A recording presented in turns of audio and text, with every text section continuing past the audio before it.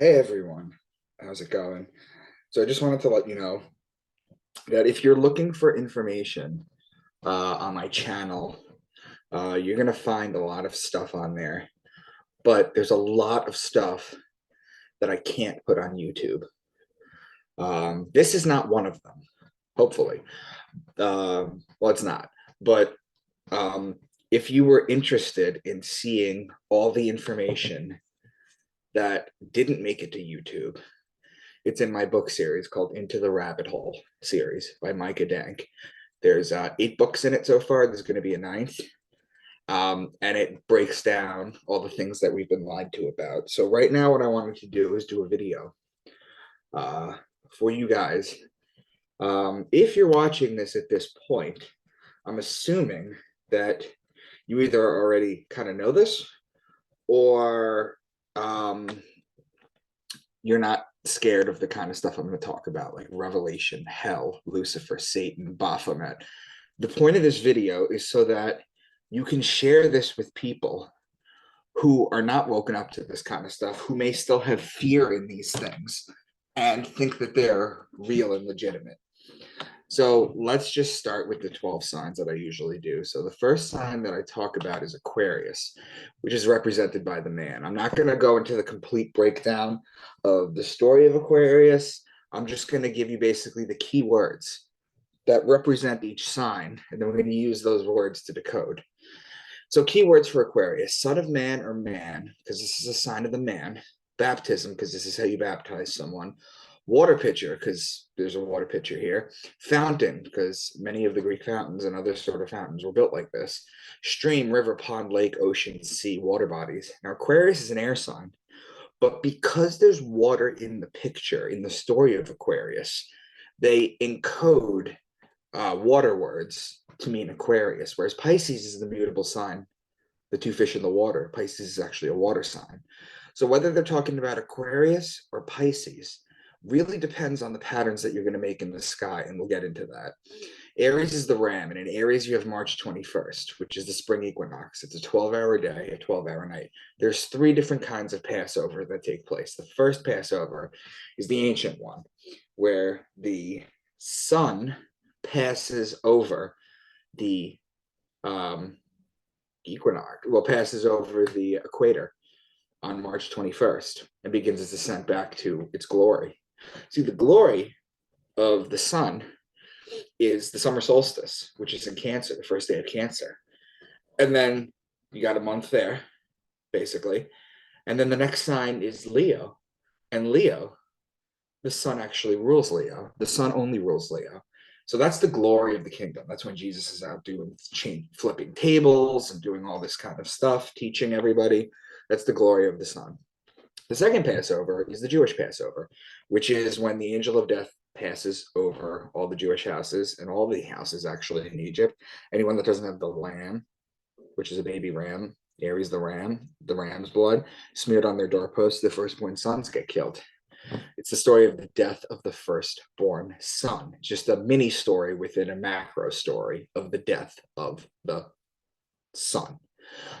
Now, there's a Christian Passover too. It's called the resurrection of God's son, which takes place during Easter. All this stuff happens in Aries. So, ram, lamb, shepherd, ram's horn. That's talking about Aries. Taurus is the bull. When you look at the sky and you see Taurus during the season where it's supposed to be, you know that you need to put the plow on the bull so that you can plant the seeds so you can harvest in Virgo and Libra. So whenever you hear bull, ox, calf, or cow, cow being the female bull, you're talking about Taurus. Gemini is the twins. It's the story of Castor and Pollux Troy, whose sister was Helen of Troy. It's the story of Achilles. So whenever you hear twins or brothers, you're talking about Gemini. Cancer is the crab, and it's the sideways moving creature. Just as the sun rises a degree on its axis starting on December 25th, every single day, an additional degree, it stops rising a degree on June 21st, the first day of Cancer. That's the summer solstice. Then for 3 days, it stays at that exact same height, hence moving sideways. Then on June 25th, it lowers a degree, and then therefore continuously lowering a degree every consecutive day. The crab in the ancient Egyptian time was known as the scarab. So whenever you're talking about crab or beetle, you're talking about Cancer. Now, Leo is the lion. He's the king. He's the king of the jungle or the savannah, the desert, whatever you want to call it. The ruling planet of Leo is actually the sun. So whenever you're talking about lion, lioness, or cub, you're talking about Leo. Virgo is the woman holding the wheat stalk. Remember before when you said that you plant in Taurus? Well, the virgins would cultivate the wheat in Virgo in order to make the bread for the year. So whenever you hear virgin, wheat, grain, seed, barley, corn, these are all grainy things. Things that are harvested during Virgo, they're talking about Virgo. Example, the barley. So when they talk about the beer comes from the barley is harvested in Virgo. When they're talking about the bread comes from the wheat that's harvested in Virgo, the lady with the wheat stalk. Libra is the justice, it's the scale, it's the balance, it's the just one. The reason it's the justice is because it judges God's sun as it passes over the fall equinox and begins its descent into winter, into cold, into death. See, when it passes the spring equinox, or when it passes the equator in spring in Aries, it's being heralded because it's going back up to its height. Summer's coming, things are growing, everything's good. Here, it's being sentenced to winter, which we're going to get into. Libra's also wine season, which is when you plant for the grapes in Taurus, you could press the wine here. So law, judge, justice, the just one, divorce, marriage, court, wine, vineyard, wine press, even grapes, olive oil or olive oil, that's all Libra. Scorpio is the scorpion and he is the betrayer. When a scorpion bites you, it leaves an imprint in your skin that looks like a pair of lips. And not so much when it bites you, but when it stings you, I've been told. Not when it bites you. When it stings you, it leaves an imprint that looks like a pair of lips. And it's why the mafia has the kiss of death. And it's why Judas betrayed Jesus with a kiss. So the sun is judged in Libra and it's betrayed in Scorpio. Finally, in Sagittarius, this is where the bow and the arrow shoot the sun and inflict further punishment on the sun, killing the sun. Because the last day of Sagittarius, is December 21st. The sun is at its lowest point. It cannot rise any lower. It's dead. The sun is dead, and then it remains dead for 3 days. So God's sun remains dead for 3 days. When on December 25th, or the birth of God's sun, it rises another degree and starts to make its way back to the top. And it does this cycle every single year. Starting December 25th, goes up a degree. 26th, another degree. 27th, another degree. Stops June 21st, walks sideways for 3 days, drops a degree June 25th, drops another degree June 26th, continues, stops December 21st, walks sideways for 3 days, comes back to life December 25th. It does this pattern every single year. So whenever you hear horse, bow and arrow, spear, or horseman, you're talking about Sagittarius. And then finally you have the goat, which is Capricorn. So whenever you hear kid or goat, they're talking about Capricorn. Why? Because if you look at the zodiac wheel on the right, Capricorn is all the way at the bottom.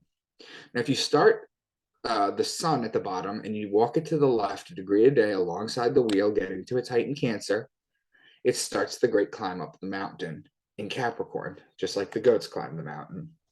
So those are the 12 signs. Those are the truncated story versions of them. And we're going to start with Revelation. I'm going to show you how it is not anything to fear. So John's vision of Christ. I turned around to see the voice that was speaking to me. And when I turned, I saw 7 golden lampstands. And among the lampstands was someone like a son of man, dressed in a robe reaching down to his feet, and with a golden sash around his chest. The hair on his head was white like wool, as white as snow, and his eyes were like a blazing fire. His feet were like bronze glowing in the furnace, and his voice was like the sound of rushing waters. In his right hand he held 7 stars, and coming out of his mouth was a sharp double-edged sword. His face was like the sun shining in its brilliance. So, among the lampstands was someone like the Son of Man. This references Aquarius, the Son of Man, the sign of the man, with a golden sash around his chest. So the sun is in Aquarius. The golden sash is a metaphor. Hair on his head was white like wool, which comes from sheep or a ram, referencing Aries. His eyes were like a blazing fire. So now this blazing sun is in Aries. His voice was like the sound of rushing waters. This is referencing Aquarius, the sign of the waters. In his right hand, he held 7 stars. This is literally talking about the Pleiades. They're known as the 7 sisters. And they're mentioned in the book of Job 38:32, where he says, can you loosen Orion's belt? Can you bind the chains of the Pleiades? Can you loosen Orion's belt? That was it. Revelation 4:7. The first living creature was like a lion, the second was like an ox, the third had a face like a man, the fourth was like a flying eagle. It is so important to understand that there are people who literally believe this four-headed creature, it's actually known as the tetramorph, is going to be in the heavens. They literally believe in this. This is going to come during the end of days. So the first living creature was like a lion, that's Leo. The second was like an ox, that's Taurus. The third had a face like a man, that's Aquarius. The fourth was like a flying eagle. Now, in astrology, the scorpion is the belly crawling creature, the lowest form of life on earth. It crawls on its belly. What is the first thing that God does to the serpent after the deception in the Garden of Eden? He takes away his legs. He makes him crawl on his belly. It's a punishment. However, its evolved form is the eagle. The scorpion evolves into the eagle. It's known as the ascendant. And the eagle is the highest flying form of life on earth. The eagle evolves one more time into the phoenix. What is the story of the phoenix? It's the same story we're always talking about. It's a story of a flaming ball, like the sun, that dies, metaphorically, and is reborn from its ashes. So the eagle becomes Scorpio. So you have Leo, Taurus, Aquarius, and Scorpio. They're the four fixed signs of the zodiac. So let's read this one more time. The first living creature was like a lion. The second was like an ox. The third had a face like a man. The fourth was like a flying eagle. So why are they fixed signs? Well, they're called fixed signs because they're fixed in the season. So you have 12 zodiac signs. You have 3 signs in each season. Makes 4 seasons. So 4 times the 3 signs equals the 12 signs. Makes sense? So there's 3 signs in each season. The first sign in the season is known as the cardinal sign. That's why there's cardinals in church. Each one of those cardinal signs, well, not just the cardinal signs, but each one of the signs can be broken down into 3 10-day segments called deacons, which is why there's deacons and cardinals in the hierarchy of the church. The first sign is the cardinal sign. The second sign is the fixed sign because it's in the dead middle of the season. So Leo's in the middle of summer, Taurus spring, Aquarius winter, and Scorpio, or the eagle, in the fall. And the third sign is the mutable sign that takes you out of it. So we just read that again. So people think that there's going to be a 4-headed creature in the sky, or is it literally just making this pattern? I don't know if you could see the red, but if you literally watch this, Taurus and Scorpio are opposing signs. Aquarius and Leo are opposing signs. This makes a cross or an X, depending on how you twist it, directly through the zodiac. So that's what this passage is talking about. There's nothing to fear. There is no great grandeur animal hybrid chimera going to be in the sky. Revelation 5:5. Then one of the elders said to me, do not weep. See, the Lion of the tribe of Judah, the root of David, has triumphed. He is able to open the scroll of the 7 seals. Well, the Lion of Judah is Jesus. He has names. He's known as the Lion of Judah when the sun is in Leo. When the sun is in Aquarius, he's known as the Son of Man. When the sun is in Pisces, the 2 fish, he's known as the fisherman of men, and it's why he feeds the masses with 2 fish. When the sun is in Aries, he's known as the Lamb of God or the Good Shepherd. When the sun is in Cancer, St. Augustine called him the Good Beetle. Remember the scarab? And in Leo, he's known as the Lion of Judah. Now in Virgo, he's known as the Bread of Life, and he's born of a virgin. In Libra, he's known as the Just One. So Revelation 6:1. I watched as the Lamb opened the first of the 7 seals. Then I heard one of the 4 living creatures say in a voice like thunder, come. We went over the 4 living creatures just before in Revelation 4:7. But here's the thing. Why does the Lamb open the first of the seals? Are they talking about Jesus opening the seals? Well, they're talking about Aries. And the reason Aries opens the first seal is because Aries is the beginning of the year. So we have this dumb thing in our society where we think that the beginning of the year is January 1st, in the middle of the winter. That is not the beginning of a year. The beginning of the year is it's in the winter because Sirius is at its apex, its height, our binary star. Sirius is at its apex. That's why they did that. But the beginning of the year, if you trace it back, always goes back to Aries. It's the beginning of the agricultural year, because this book is basically, the Bible is basically a farmer's almanac, astrotheologically speaking. And when you go even further into that, And you go even deeper, the year actually back in the day wasn't started in Aries. It was actually started in Virgo. So basically, the sun ends in Leo, and then a brand new son, a baby son, is born again to a virgin in Virgo. So the lamb, at the time that this was written, was the first sign. So that's why the land opens the first seal.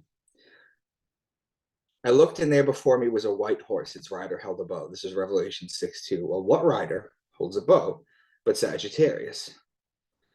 Incidentally, remember how I told you that Sagittarius was the man with the bow and the arrow? Sagittarius is the death, because December 21st, the last day of Sagittarius, is the death, because the sun dies on that day. It's the winter solstice. Well, follow me on this. There's 4 gospels. Jesus dies 4 times. The death would be Sagittarius. That's when the death is metaphorically in the zodiac wheel, whereas December 25th is the birth. You could also make an argument that Aries is the birth, but December 25th is actually the birth. That's when the sun comes back. This is the story. This is the science behind the stories. That's what I'm trying to share. So there's 4 deaths in Sagittarius. Sagittarius is the man on the horse, which is why there's 4 horsemen of the apocalypse. There's 1 for each gospel. Revelation 6:6. Then I heard what sounded like a voice from the 4 living creatures saying, 2 pounds of wheat for a day's wages, and 6 pounds of barley for a day's wages, and do not damage the oil and the wine. Well, the wheat we know is Virgo, and we know that the barley is Virgo as well, the bread and the beer. And do not damage the oil and the wine. Well, I told you that the oil, the olives, are crushed in Libra, and the wine, well, that's also Libra too. Now, Virgo and Libra are connecting signs. So there's 2 examples of each, and they make a pattern in the sky. I watched as he opened the 6th seal. There was a great earthquake. The sun turned black like sackcloth made of goat hair. The whole moon turned blood red, and the stars in the sky fell to earth, as figs drop from a fig tree when shaken from a strong wind. So the sun turned black like sackcloth made of goat hair. The moon turned blood red, figs dropped from a fig tree. The goat is Capricorn, and it is black because Saturn is the ruling planet of Capricorn, which is known as the black planet or the black cube. The Jews wear a black cube on their forehead, known as the tefillin. The Muslims worship around the Kaaba, which is a giant black cube. This is because there's a weather pattern on the top of Saturn that they knew about in the ancient times that looks like a hexagon, and the cube is in the middle. It's Saturn worship. Now, the moon turned blood red, so we're just talking about Capricorn. Directly across from Capricorn, its opposing sign, so we're making a pattern now, is Cancer, whose ruling planet is the moon. So that's why they mentioned the moon. The first time figs are good to eat are in June or Cancer. The second time they're good to eat is basically Libra. Revelation 7:4. Then I heard the number of those who were sealed, 144,000 from all the tribes of Israel. So for people who are religious, or if you want to show this to people who are religious, you have to explain to them that the 144,000 is not the total amount of people. See, apparently God is infinite, and he built a heaven with a capacity. Jehovah's Witnesses believe this. They believe it's 12,000 people from the 12 tribes. This is not true. 144,000 people don't get to see God. However, 144,000 get to see God. And I'm going to explain that to you now. There are 7 chakras. The root has 4 petals, the sacral has 6, the solar plexus has 10. The heart has 12, and the throat has 16, which equals 48. The third eye chakra is represented by 96 and only has 2 petals because it's 2 times as powerful as the lower chakras. 48 times 2 is 96. The crown chakra is 1,000 times more powerful than the lower 6 chakras. When you add the lower 6, you get 96 plus 48 equals 144. Times that by 1,000, you get your 144,000. So what they're saying is when you've activated all your chakras, that is when you get to see God. And that's really what it is. Revelation 9:3. And out of the smoke, locusts came down on the earth and were given powers like that of scorpions of the earth. Well, let's talk about this for a second. The locusts came down on Earth and were given powers like scorpions. So we know that's Scorpio they're talking about because the scorpion is Scorpio. But what is a locust? Well, the locust has a dual implication throughout the Bible. For example, the locust in Leviticus 11 is a food because they explain that you can eat insects with jointed legs, such as katydids, grasshoppers, locusts. They tell you that. So it's a food. So it's a source of nourishment. So it's a good thing. But what is too many locusts? Well, that's a plague. That's a betrayal. It's supposed to be food. It's supposed to be good. But then it betrays you. And the betrayer is Scorpio. So that's basically that. The locusts looked like horses. This is Revelation 9:7. Prepared for battle. On their heads they wore something like crowns of gold, and their faces resembled human faces. The hair was like women's hair, and their teeth were like lions' teeth. They had tails with stingers like scorpions. So the horses are Sagittarius. On the head they wore something like crowns of gold. Well, that's the sun in Sagittarius, the golden sun. And their faces resembled human faces. Who are the human faces? Well, the human faces are Aquarius, Gemini, and Virgo. Now, the hair was like women's hair, that's Virgo, and their teeth were like lion's teeth, that's Leo. Now, Virgo and Leo are connecting signs. They had tails with stingers like scorpions. Scorpio is the scorpion. Scorpio and Sagittarius from the horses, those are connecting signs. So there's a ton of patterns here, too. Aquarius, the man, and the lion's teeth, lion Leo, those are opposing signs. So there's just tons of passages that just make patterns. It's not that they're just individually mentioning these signs. It's not that they're just talking about, for example, a fish and then a crab, or a horse and then a beetle. It's not like they're doing that.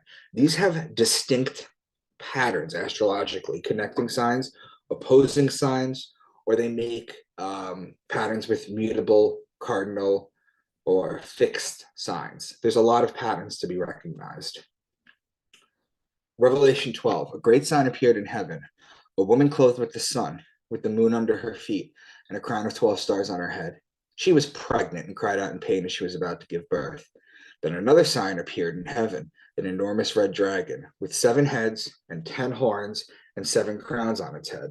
Its tail swept a third of the stars out of the sky and flung them to earth. Well, here's another passage that people think are going to happen. Here's another passage that people think are going to happen, that there's going to be a giant dragon in the sky and a pregnant woman, and the dragon's going to eat her. That's what they think is going to happen. They take this stuff literally. A woman clothed with the sun is the sun clothed in Virgo. It's just another metaphor for the sun being in Virgo. If the sun is in Virgo, the moon will be at her feet. So this makes sense because there's a 24-hour day clock. There's 12 zodiac signs. So the sun every day gets to spend 2 hours a day in each sign. It's just science. It's just math, actually. Now, if the sun is in Virgo, that's between 4 and 6 p.m. So if that's the case, the sun is still out. So if the sun is out, the moon is metaphorically at her feet.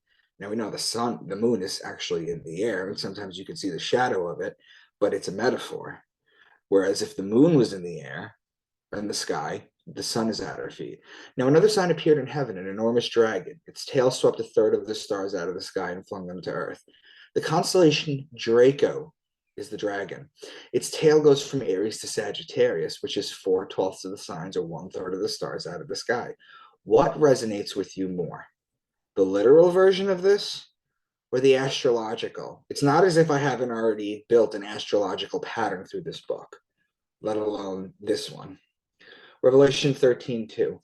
The beast I saw resembled a leopard, but had feet like those of a bear and a mouth like that of a lion.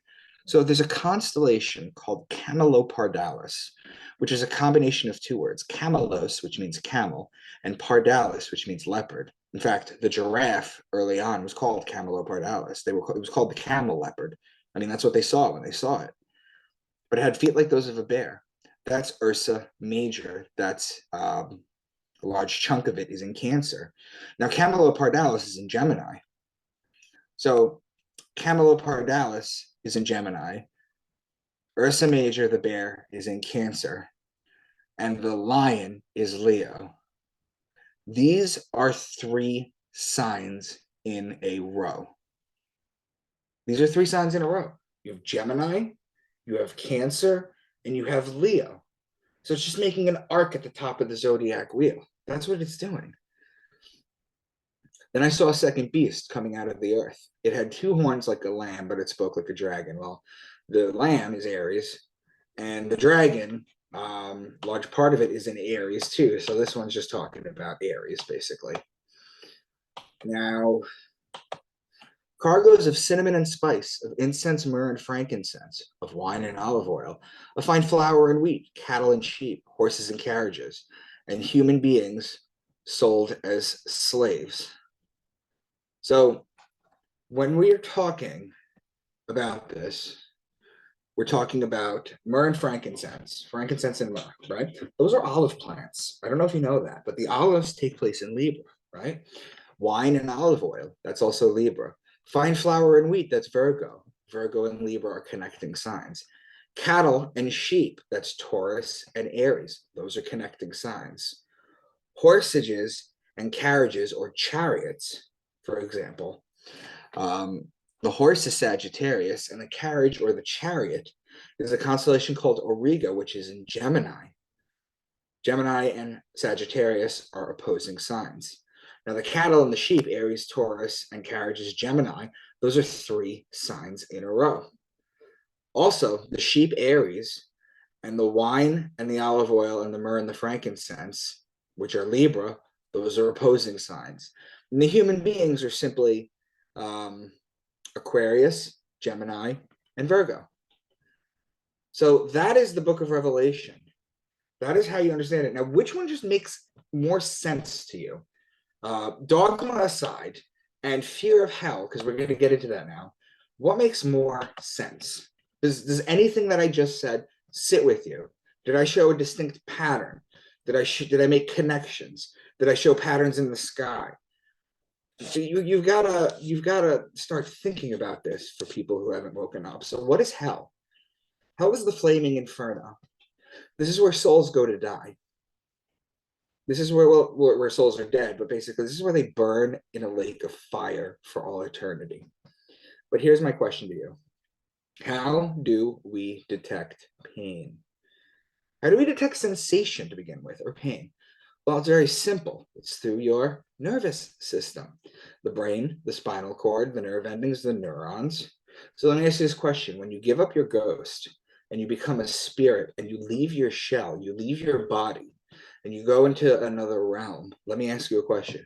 Without your nervous system, your brain, your spinal cord, all that stuff, to process pain, how will you feel pain? You can't. In fact, there's a condition on Earth called CIPA, C-I-P-A, where it's chronic insensitivity to pain, where people literally can't feel pain. Now, they have to be very careful that they don't break their bones and they don't burn themselves in extreme temperatures and frostbite and all that kind of stuff, because they don't feel it. But now, are they suddenly gonna, if they live a bad life, go to hell and feel pain? How does that work? Well, hell is actually winter on Earth. Let's make this case. The idea of a fiery pit where you burn for all eternity is ridiculous when you think about it logically. Hell is actually winter on Earth. Why? It's cold. The vegetation and beautiful flowers and plants are dead. The trees shed their leaves and bear no fruit. It's freezing cold out. People tend to get sick more often. Dangerous animals, if they're not hibernating, are starving and scrounging for food. It's dangerous for humans. Now, here's the thing. The Italian word for winter is inverno. You flip a letter, inferno, and pervert its meaning, which is what they always do. They always flip a letter, or they always slightly change something. For example, the swastika. The swastika isn't evil. The swastika, in its original meaning, is what happens when you take the Big Dipper on the solstices and the equinox. You take a picture of it, and you rotate it around Polaris, the North Star. That's what happens with the swastika. That's where it comes from. What do? They flipped the mirror image and they perverted it. That's what they do. So as you could see, This picture is Dante Alighieri's Divine Comedy. Satan is in the bottom level of hell, and look at it. It's frozen. He's frozen up to his waist because his wings are flapping so hard, everything is frozen. It's a desolate waste. Dante knew hell was winter. This is part of the reason they were so pissed at him for writing this. Now, the Bible even says it. There will be wailing and gnashing of teeth. Well, here's a question. When do you chatter your teeth? In the cold or in the heat? Okay, so that's Revelation hell so far. Lucifer and Satan. Satan does not exist. He's not a red devil with a tail and a pitchfork. In fact, the earliest paintings of him in the 900s, he was actually blue. Hence where we get the Duke Blue Devils from. The Hebrew word for Satan is Hashatan, which literally translates to adversary.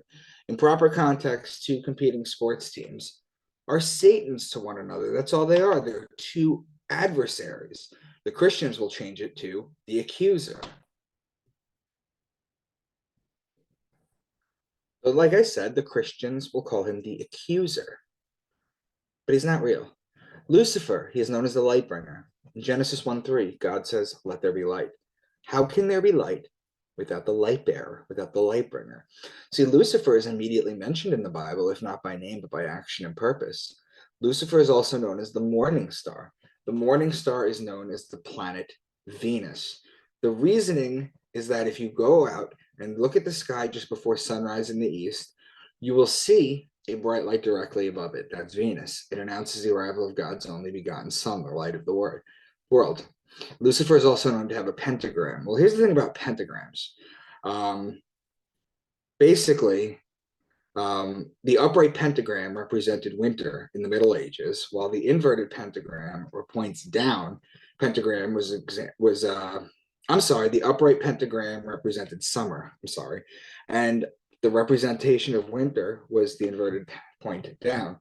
The other thing about the pentagram too, you shouldn't fear it, is because it was actually an early Christian symbol, because there were 5 points on it. It represented the 5 points of infliction on Jesus.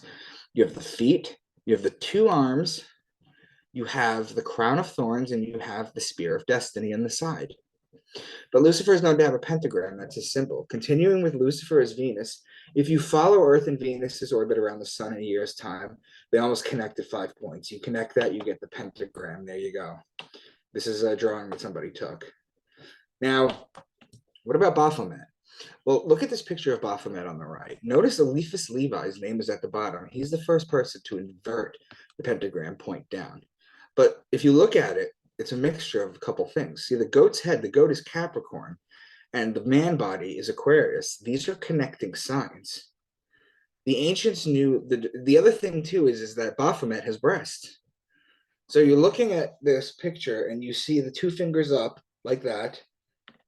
That's an ancient, the way he has it right now, Baphomet, that's an ancient Egyptian Kemetic peace sign. See, the fingers separate. The John Lennon peace sign, that's a V for victory. That's a British war sign. That's Churchill's war sign, because the fingers are separate. This is the original peace sign. So when you see Baphomet or Lucifer, or you see Buddha or Jesus or any of these caricatures doing this, they're telling you they're patient, and they're telling you that they're peaceful too. 2 fingers up, 2 fingers down, as above, so below. You see the pentagram on his head. We just went over the pentagram. You'll see the caduceus in the middle of his stomach. The caduceus, where does that come from? Well, it goes from the rod of Asclepius.